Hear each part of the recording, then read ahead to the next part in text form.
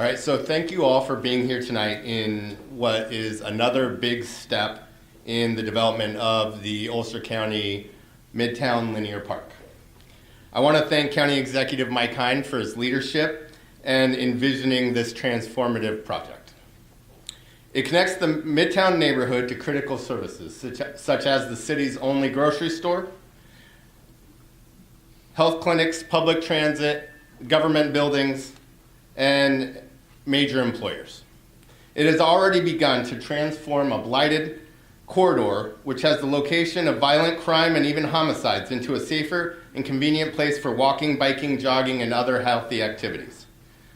No community or neighborhood should be expected to tolerate these conditions, and I'm proud of the work so far and look forward to completion of this important project.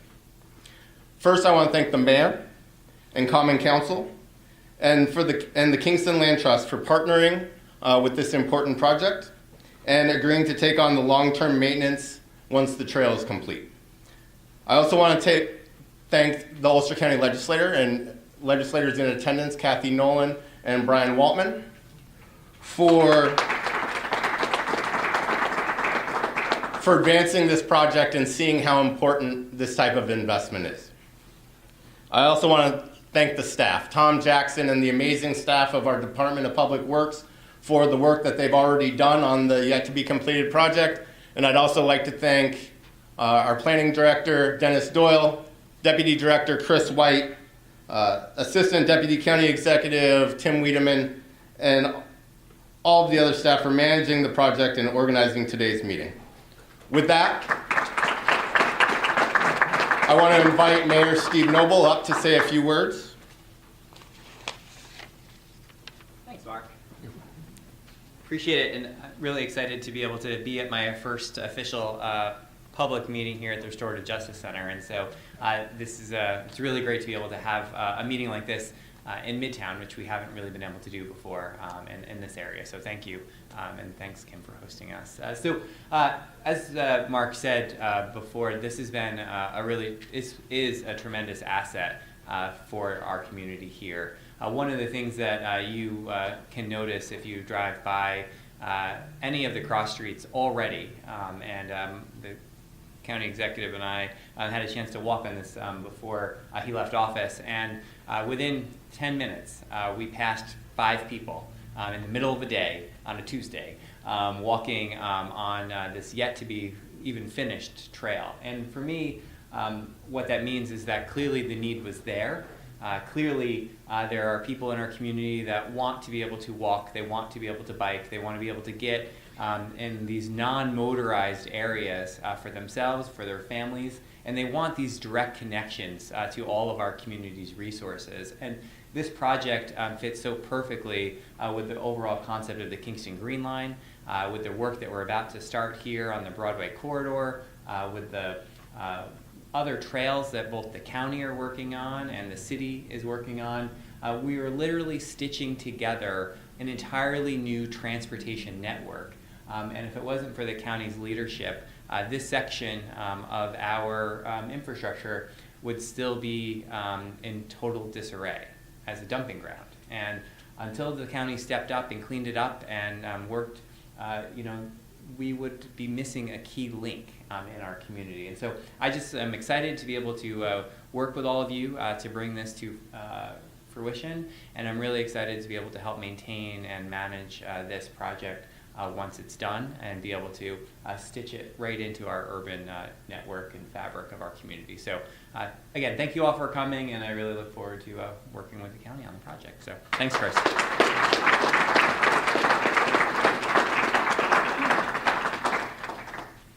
Well, Steve and Mark covered my presentation, so that have a good evening.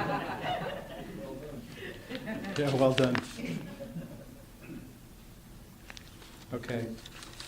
My name's Chris White. I'm Deputy Director of Planning, and I'm also fortunate enough to be the project manager on this incredible project. I am going to do a brief presentation, and Jack Horton, who is our consulting engineer, will be joining us doing that.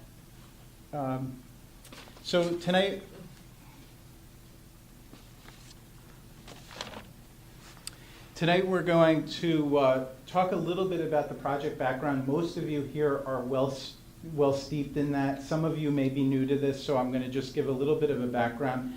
We're going to talk about the design considerations that we've had to do through preliminary design, and then we're going to literally take you on a visual tour of the corridor and talk about some of the things that we're thinking about and we'd like feedback from you on. And then we're going to talk about some major alternatives that we've got to make choices on, and we hope that you can help inform us on that. At the end, what I would like to do is open it up for 10 or 15 minutes of questions in case, as I usually do, I leave something obvious out that everybody's going to ask. And then what we'll do is we'll break up into smaller groups where people can have a more intimate conversation about various things. Like if you're a property owner, if you're an adjacent business, we'd love to talk to you more. And adjoining landowners will be over in this corner, and then in the other corners will be more general. Adele isn't here. Mark did a great job. Thank you, Steve. Announce the electeds. I'm going to introduce our project team, Jack Gordon, our lead engineer. We have Lou Bach, Rich Ueli, I had it written down, thank you, Laura and Rinaldi from HVEA. And I had the pleasure of working with most of this team on our Hudson Valley Rail Trail Phase 4 in the town of Lloyd, which just came out spectacularly and which we opened late last year. For those of you that don't know, the linear park is not what you see today. The linear park is a project that will be constructed next year. It will be 0.8 miles. It will be a paved shared use path running from Westbrook Lane all the way to the east side of Cornell Street. The current trail that you see is an interim measure, and it gives you a little bit of a taste of what's to come, but there's a lot more to come. Part of this is understanding how we fit into the Kingston Green Line, which is, many of you know, other trails and complete streets that help to bind the city together and connect. Some of these trails don't connect, and we have to do it by street, but what we're trying to do is also design this so that it's consistent with the Kingston Green Line. And that's a partnership of the county, the City of Kingston, and also the Kingston Land Trust. And I'd like to thank Julia Farr for everything she did to help us with what we've done so far and tonight. As Mark had mentioned, the county executive proposed this back in 2013, and many of you know we had a robust debate about the presence of railroad in Midtown versus a trail.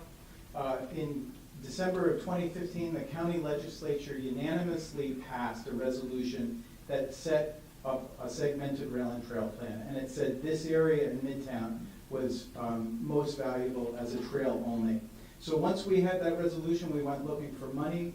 We were awarded $1.5 million through a federal DOT grant, and then we got a generous contribution of another $1 million for the next phase, and the Community Foundations of the Hudson Valley is administering that, and March Gallagher is here, and thank you.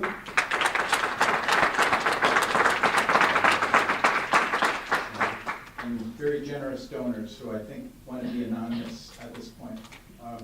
So I'm going to just talk about what we're doing tonight is phase 1, the linear park. This is the linear piece that we're talking about, the trail that is a transportation corridor. What we're going to do is use the money that we got from the federal government to build out the trail, to clean up the site, to install the hard infrastructure, and then this is to be followed the next year by phase 2, which is taking this space that we've created and making it even more special, particularly at the old rail yard. So I think of it as phase 1 being the hard infrastructure, phase 2 being the creative infrastructure.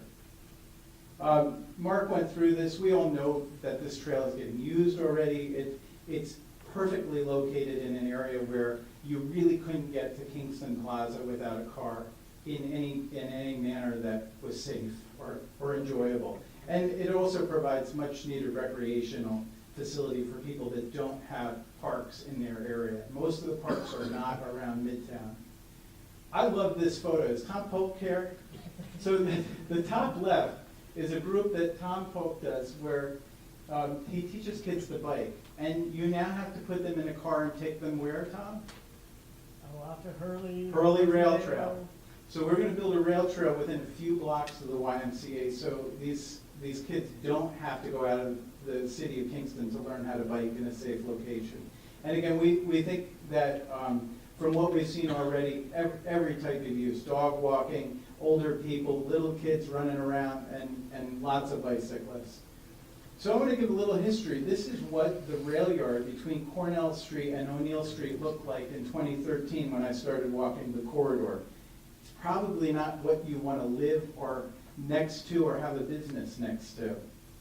There was so much junk in here. We literally took out tons of junk, and lots of other engines and machinery were taken out. The Catskill Mountain Railroad had been here for nearly 25 years, and after their lease was up in 2016, we started cleaning it up, and that's what it looks like today.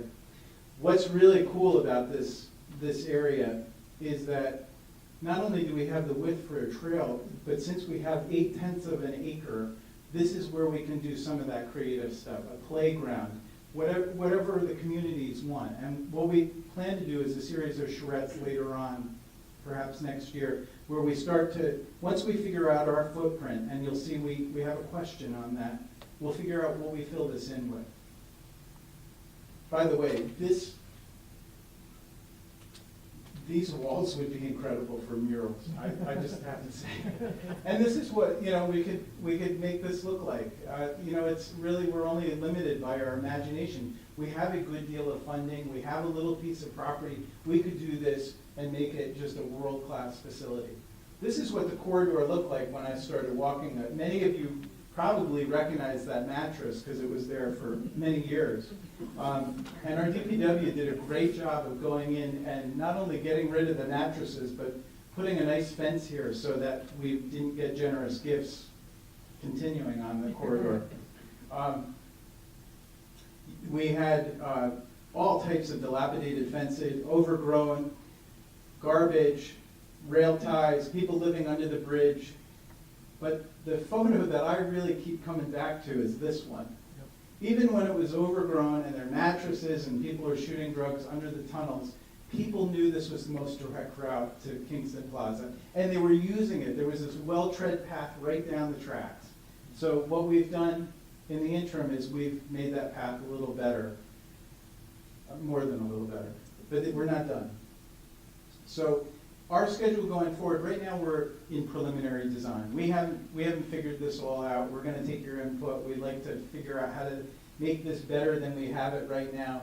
We do have some right-of-way incidental and acquisition work. Many of you know parts of these corridor were easements only, and we need to formalize those into fee acquisitions. Unfortunately, we have federal process to do that. We hope to have final design approval from the New York State Department of Transportation by the end of winter, and then go out to construction next spring and have this thing open by the fall of next year. I'm going to introduce Jack Gordon to talk about some of the things he's had to think about with his team as we're designing it. And we're going to kind of tag team this, and then I'll come back a little later. All right, thank you, Chris. So, as Chris mentioned, I'm going to walk through some of the different engineering challenges and opportunities that we have on this trail. I'm going to highlight some of the different design standards that we have to adhere to with the federal funding that we have, talk about the trail surface, public safety, drainage. One of the consistent themes here is going to be, as Chris alluded to, is designing with an eye to consistency. We want this to be consistent with the Green Line, the other great projects that are going on in the City of Kingston. Nobody wants us to look like a bunch of segments of trails that were just kind of slapped together. It should be one cohesive network and overall urban theme throughout the whole city. So this is a really simple graphic of the trail cross section and what we're going for here. With the federal fundings, we have there are a lot of strings attached. The federal funds are a fantastic resource, but it does come with a pretty strict rule book that we have to follow.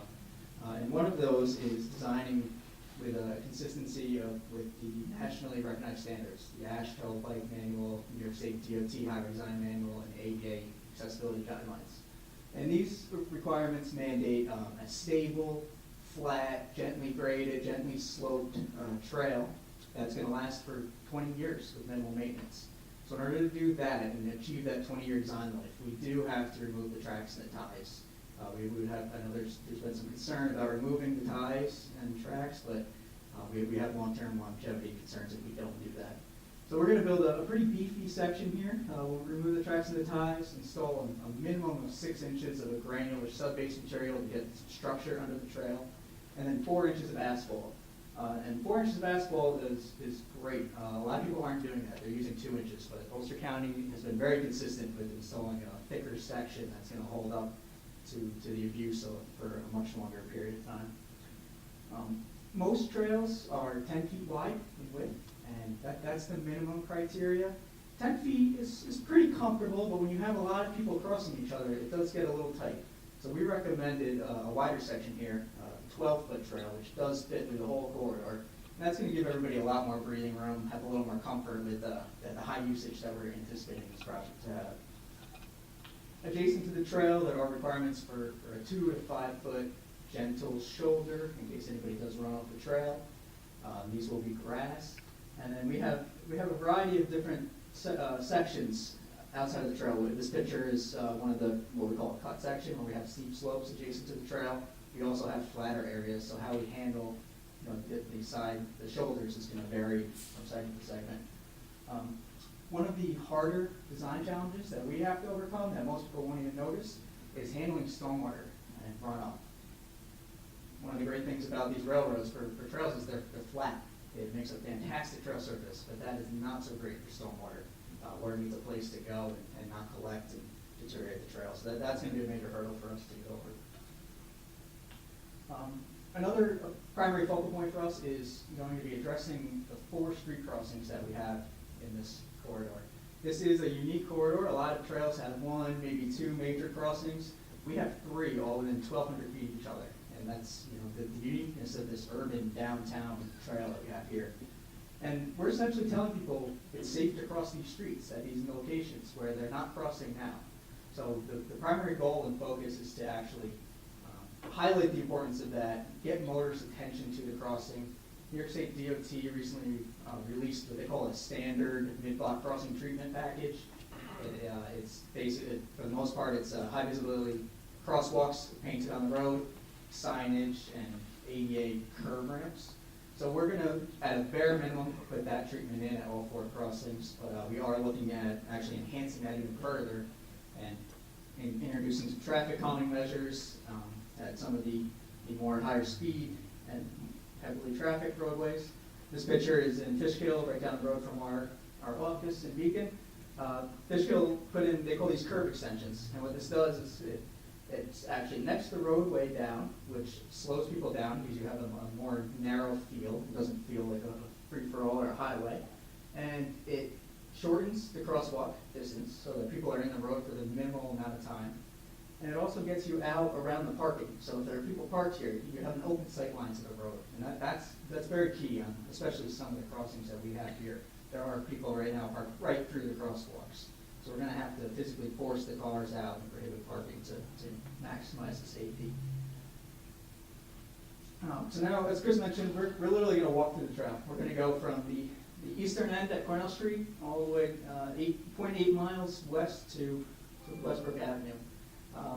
Each block has a unique feel and character with different design challenges.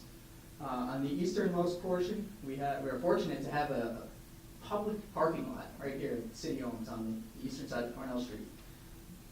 We also have this Cornell Street crossing to deal with, and then there's inconsistent fencing and screening that we're going to have to consider. So what we envision is creating a green space at the end of the trail and a direct connection to the parking lot.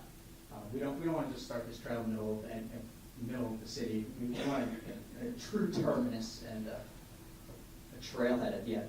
So we have a little area next to the parking lot that we can get really green up, put some shade trees, kiosks, maybe some bike racks, and then provide a direct connection to the parking lot to take advantage. Cornell Street, this is probably the most critical street crossing in my opinion. It has the most vehicular traffic of any of the cross streets that we have to deal with. We observe some pretty high speeds out there, higher than you would anticipate on a small city street. So this one is one that we really are evaluating curb extensions or bump outs, or the city was even interested in potentially putting a raised speed table to really slow people down. So we want community input on that. speed tables have advantages and disadvantages, so we definitely want to hear what the neighbors have to say about that. Right now, the Cornell Street yard is completely fenced off. I'm sure everybody's familiar with that, the eyesore of the fence that's there. We're going to remove all that fence. We want this to be open, inviting, and we're going to be working to create a consistent theme to run fencing through the corridor, but not have it be obtrusive. As Chris mentioned here, one of the critical design aspects that we have is aligning the trail so that we have the maximum potential for the future usage of this park. So he's going to talk a little bit about the different alignments later on, but that will be key in our design. This yard for years was used as a rail yard. They had trains and equipment stored in here. So the county did recognize that led to a potential for contamination from the years of heavy industrial use. So they conducted a phase 1 and phase 2 environmental site assessment, and that work did conclude that there were levels of contamination consistent with what you would expect to find with a rail yard. There are traces of heavy metals, petroleum byproducts, and hydraulic fluids in the top 1 to 2 feet of topsoil. So what we're going to do with this project is actually clean up that entire yard. We're working with DC to develop a cleanup plan so that this has a clean bill of health for future active recreational park.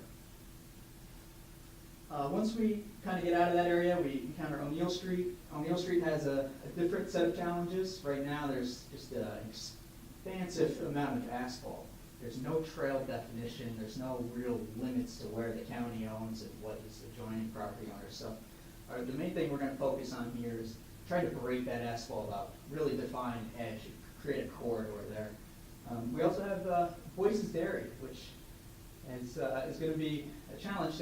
There's a lot of truck activity that's going to be going in and out. So we want to make sure that we can coexist safely, keep the trucks off the trail, improve the safety for people that are walking there, but it also creates a wonderful opportunity. There's already an ice cream shop right on the trail in the back park. Doesn't get much better than that. So once the O'Neill Street crossing is very similar to Cornell Street. There is less traffic there, but the speeds actually seem to be higher. So this is one we really want to try to slow people down and maximize the safety for users. Between O'Neill Street and Down Street, we have a little bit of a different feel. There's been some work done in that area already, which has been fantastic. And then we also have some encroachments to deal with. So we're going to be cleaning the area up, removing some of the encroachments from the abutting property owners. There's a lot of debris, garbage, just some fallen trees. There's going to be a lot of cleanup in this area. And if anybody's been down there, Lake Bright Neon Sign Shop, they've already taken advantage of this area. They've really cleaned it up, the block near their store, and it looks fantastic. We want to build off of that theme, kind of carry that through, install some landscaping. And I think that one block right there really highlights all the historical aspects of this trail. You have these beautiful brick buildings, and when they removed some of the debris, they uncovered a beautiful old bluestone wall on the northern side. So we're going to clean that up even further and kind of try to carry those themes through with the brick and the bluestone to highlight the historical aspects of this trail.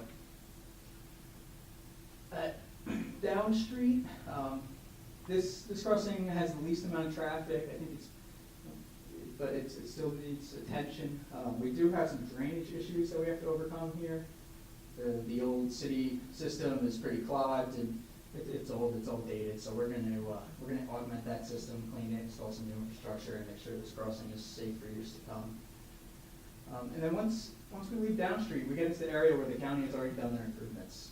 And I'm sure many people in this room have already walked it. They've done a fantastic job. We're gonna finish the job for them and carry this through.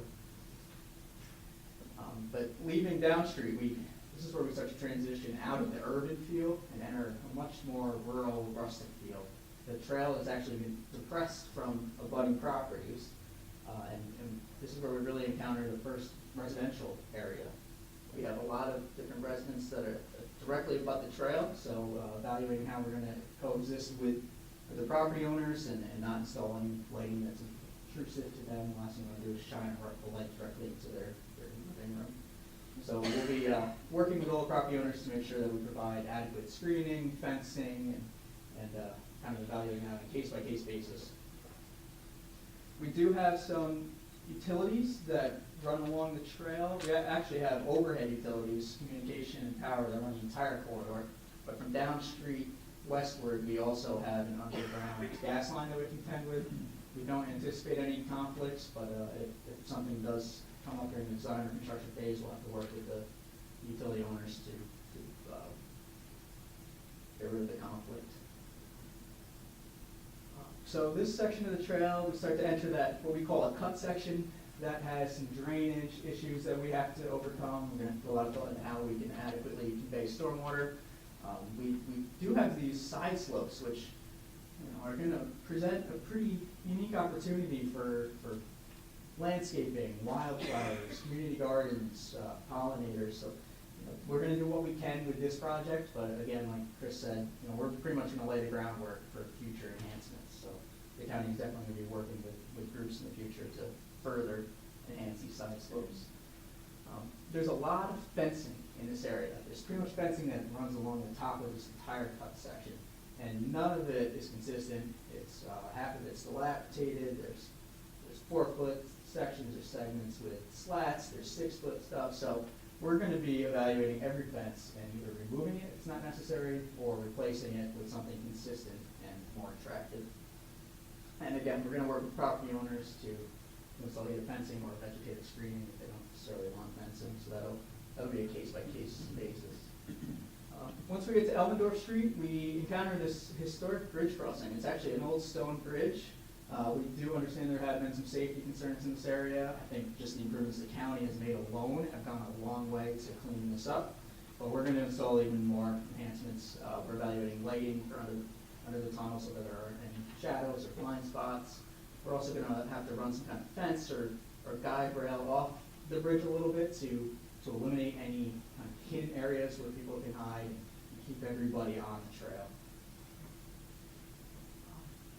Oh, access. So access is critical through here. From down street to Westbrook Ave, there is no access to side streets.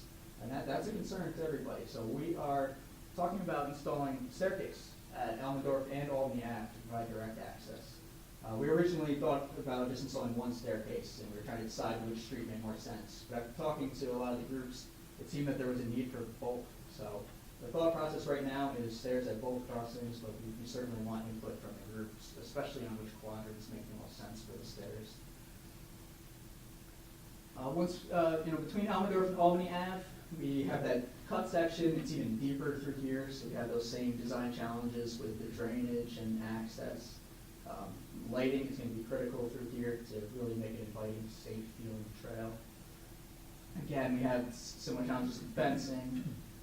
We do have a really cool old feature right here from the railroad that we want to leave. We're actually going to try to do some kind of historical interpretation here. This is a telltale, is what they called it. And what this was, this is an old cantilevered structure that they hung either rope or leather straps off of, so that the brakemen, when they were on top of the trains, they get hit by the leather straps to warn them that there was an overpass coming. It's a lot better to hit by a rope than run into it. We're told it didn't always work, though. So we would like to highlight that and kind of incorporate some of the historic aspects of the railroad. Albany Ave is very similar to Elmendorf Ave. It's an old stone bridge. We do have this wing wall that seems to be collapsing a little bit to contend with. We'll replace that and make sure that this overpass is safe for trail users for years to come. Again, right now we're looking at installing a staircase on this quadrant to kind of kill 2 birds with 1 stone, incorporate the stairs into the work we're going to do on the wing wall here. And then here's another historical feature. There's an old bluestone box culvert. It's like an old hand-laid drainage discharge pipe that dumps right on the trail, which isn't great for us, but we're going to really try to showcase that, clean that up. It's beautiful. I don't know if anybody's seen it, but I highly recommend you go and take a look at that. Between Albany Ave and 587, this is where we kind of leave the rural or the residential area, and we really enter a rural feel. There's a lot of nice nature preserved feel out there. There's this beautiful pond to the north. There's a nice wetland to the south that can be cleaned up and really enhanced. So there have been some drainage and erosion issues on the trail here historically. We're gonna be doing a lot of work to stabilize everything, convey the stormwater. But it's gonna be a great benefit to the public. It feels completely different. You have no idea you're only 2 blocks away from the city. It's beautiful and quiet out here. It's just a picture of some of the ditches that we have to tend with. This is the pond. So this pond, there is opportunities to provide benches and pull-offs of the trail if that's something that the community is interested in. We would like feedback on that if that's something that people would be excited about or not. We may have to install some wooden safety fencing along the trail, keep people on the trail, protect them from side slopes. We'll be looking at every slope carefully. The 587 overpass, this is the last of our overpasses. This has a much different feel than the other 2 city streets.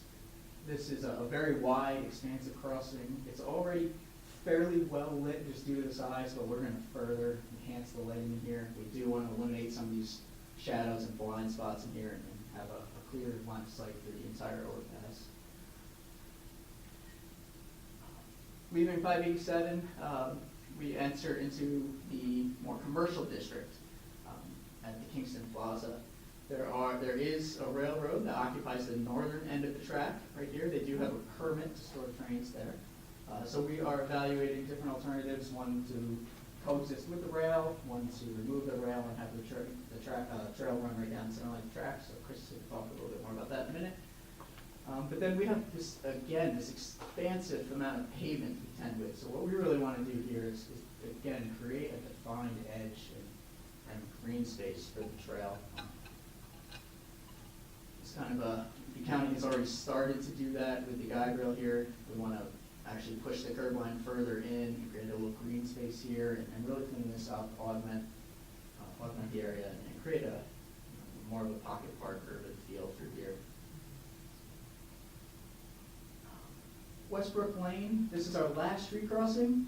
The trail originally was supposed to stop right at Westbrook Lane, but we felt very strongly about creating a direct connection to the sidewalk network in the plaza, Kingston Plaza.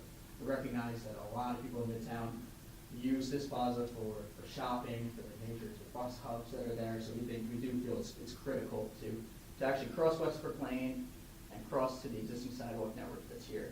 So the county has decided to go forward with that. We're going to be working with the plaza to make sure there is a direct access. Hand it back over to Chris to talk about some of the alternatives. Thank you, Jeff. So staying in that same area, we are contending with where to have the trail run at this western terminus. As Jack mentioned, the Catskill Mountain Railroad has a permit to be there until late 2020. It doesn't mean that permit can't be modified. We are, right now, the Catskill Mountain Railroad uses, if you've been there all the way back, by their permit, they're only allowed to be 800 feet in, and they really should just be loading passengers. Now, the interesting thing here is if we do take out the track, then you open up this entire width.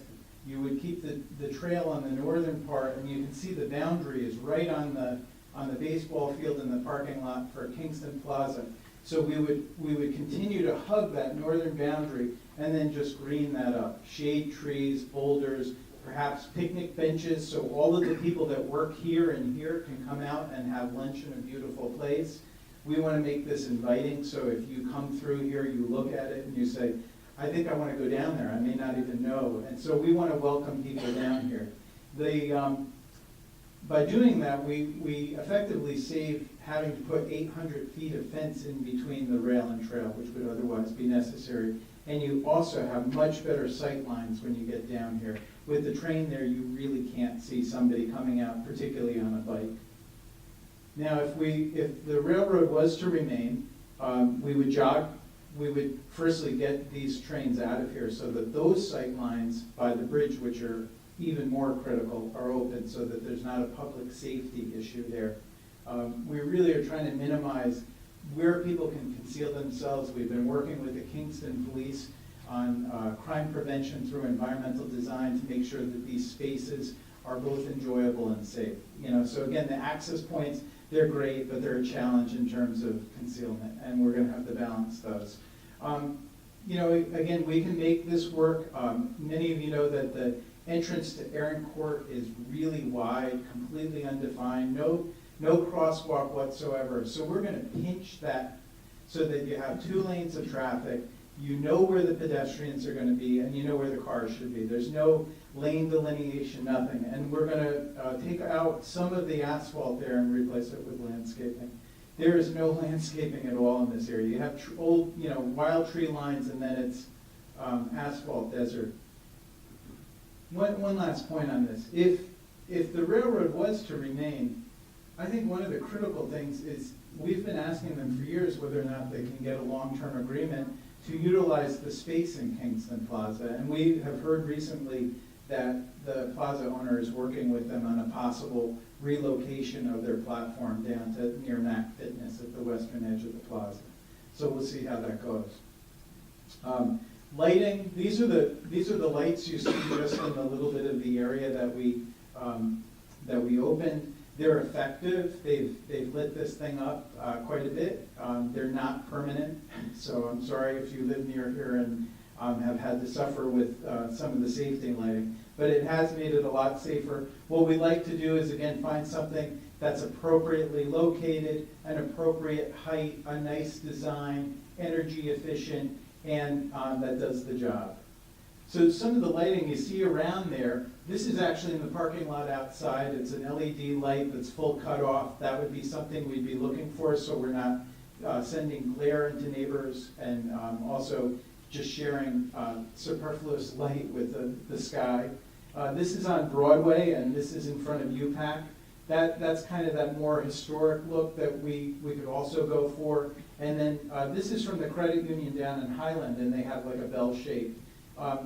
There's so many different designs. This is in no way representative of the only thing we could do. But we are trying to think about how we match it with the rest of Kingston so it's consistent. Jack mentioned we're going to do stairwells at the 2 entrances, and they could be either cement or they could be a prefab metal. We are looking at bike rails. A lot of people who are going to get on this are going to want to bring their bike up and down, and that's really cumbersome for a lot of people without this. And these are nice because you run the wheels right up in the tracks, and it really helps to take the weight off your shoulder. And this is at the walkway over the Hudson. So I like this a lot because we kind of have a similar stone at both of the underpasses in the City of Kingston. And we can really do something that's fun. Is Frank here tonight?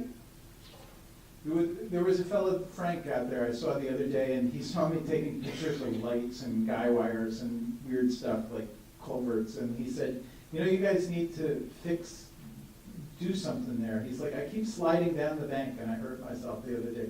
So again, it's like that photo. People are already doing it. So at the Cornell Street Yard, what we plan to do is come in off of O'Neill, and what we'll do is make this a perpendicular crossing with bump outs so that, again, you're in the roadway for as little time as possible.